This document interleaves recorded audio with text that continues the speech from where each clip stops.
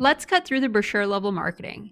In 2025, students aren't choosing countries because of scenic campuses and vibrant student life. And they're all asking one thing: where can I get a visa and where can I actually get a job after graduation? Before we jump into today's video topic, this video has been brought to you by 15 Minutes AI. Whenever I'm traveling or I'm on the go at work, I always want to be able to read books like this or like this one, but I can never be able to finish them all. 15 Minutes AI is a platform that gives you short, insightful, and concise summaries of huge books like this. So today, I'm ranking the best countries to study in 2025 based off of immigration pathways, hiring markets, and how fast you can go from international student to full-time role. Before we jump into which countries are the best, I'm being ruthless with the criteria. In this criteria, I'm looking at visa approval rates, the post-study work rights, the easiest path to permanent residency or green card, what's the job market like in STEM and business, and the cost versus the ROI. So without further ado, let's get into it. Coming in at number 1 is Canada. Canada is the best country to study in 2025, even with the government tightening up some rules, because it still has the most clearest and stable path to residency after studying.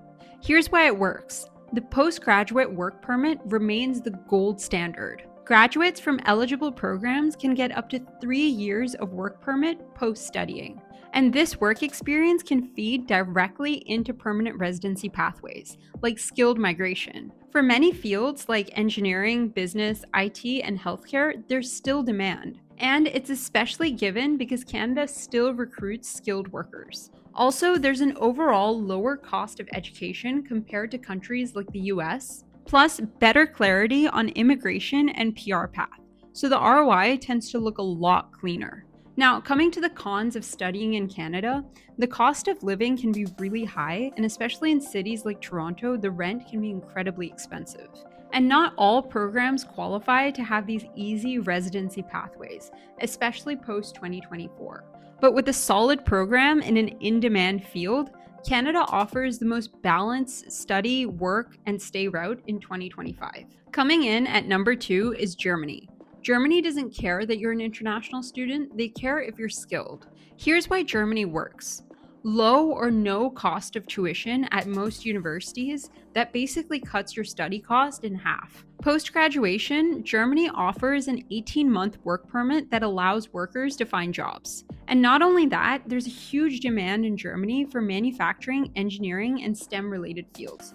So if you align your post-study path correctly, it'll be easy for you to find work. Now let's take a look at the cons of studying in Germany. Having a work-seeking visa of 18 months only allows a very limited amount of time for you to actually get a job.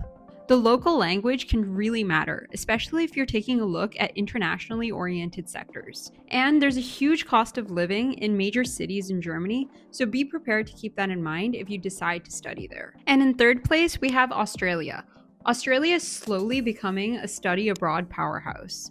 The post-study visa, or the temporary graduate visa under subclass 485, allows students to study for up to 2 to 4 years after graduation. However, this depends entirely on the course and the location. On top of that, Australia's skilled migration pathways make it easier to convert work experience into longer-term residency. And for fields like healthcare, engineering, and renewable energy, there's an ongoing demand.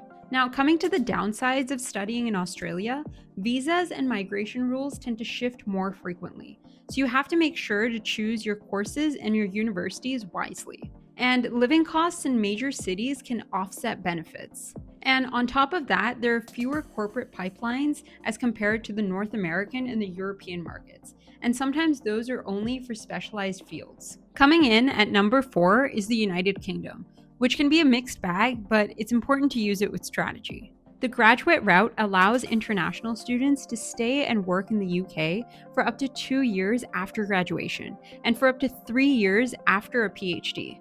There are very strong global brand universities in the UK which can help if you're trying to land a role internationally or across Europe. Now let's take a look at the cons of studying in the UK. The graduate route doesn't automatically lead to a PR. You need employer sponsorship and other visa routes afterwards. And the job market is tight and isn't really forgiving, unless you're in a high demand sector like healthcare, finance, or technology.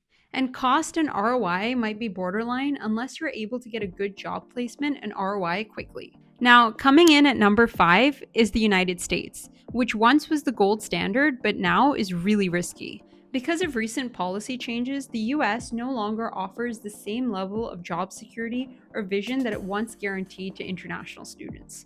In short, the math has shifted. As of September 19th, 2025, the US launched dramatic changes to the H-1B visa program. New petitions that are filed on or after September 21st, 2025 require employers to now pay a $100,000 fee per petition for hiring new workers. And although this policy has been put on hold, the ripple effects still echo across the job market.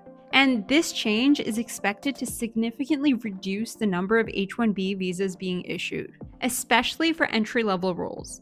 And this would make it a lot harder for international students to break into the job market without any sponsorship. And while the post-study work options still exist, like the OPT and the STEM OPT, it's still difficult to get sponsorship after the OPT period has expired to get an H-1B visa.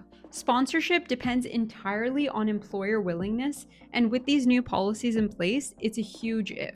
So if you're hoping to go to the US, graduate, get a full-time job, and eventually stay there on an H-1B visa, keep in mind that the risk is a lot higher than it was in the previous years. So if you pick the US, treat it like a high-risk, high-reward situation. It's great for people who are in in-demand roles with high job opportunities, but don't expect long-term sponsorship. So these are the best countries to study in 2025, not just based on vibes alone, but actually based off of immigration math and the cost versus the ROI. If you'd like me to talk more about which countries that you think are the best to study in, put them in the comments below. And as always, I will see you in the next one. Bye.